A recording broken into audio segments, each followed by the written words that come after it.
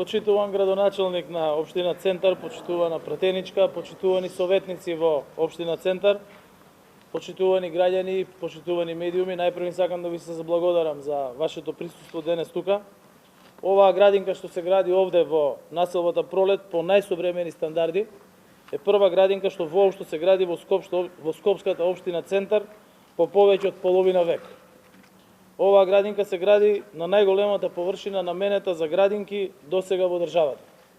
Само овие два факта се доволни за да се воочи разликата што значи да се има фокус на потребите на граѓаните, а не лични и партиски потреби како во едно друго време што за среќа е за сите нас.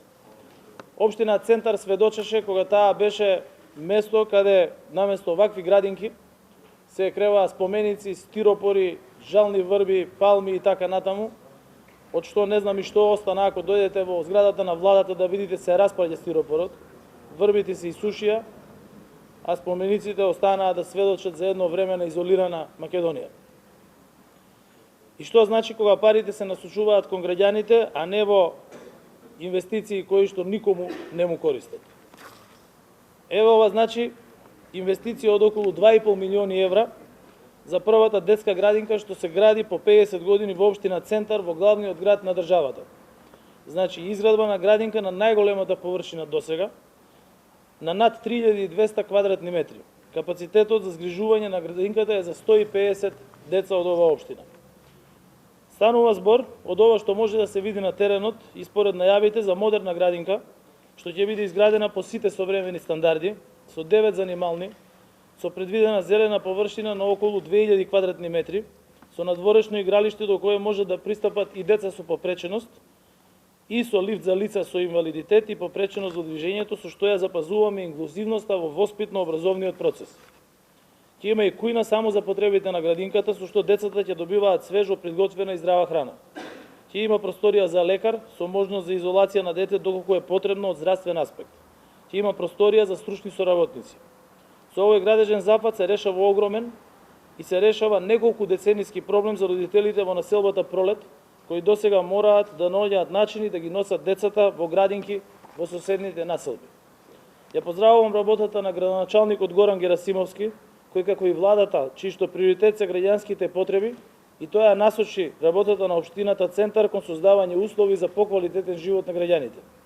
Изградбата гледаме дека напредува и досега се завршени 40% од градежните работи, а очекувањата се дека градинката ќе биде завршена некаде до април следната година. Во план е, како што најави градоначалникот Герасимовски, изградба и на уште една детска градинка во близина на населбата Пролет во Маџир Мало, со што во целост ќе се задоволат потребите за згрижување на дечиња од овој реон на општина Центар. Ќе потсетам дека како влада само пред половина месец отворивме исто така прва градинка во населбата Волково во општина Ѓорче Петров. Зборуваме за отворање градинки во населби во главниот град за прв пат. Таму каде што сега отвораме градинки, никогаш не биле ниту направени, ниту отворени градинки. И владата е посветена на изградба на градинки низ целата држава.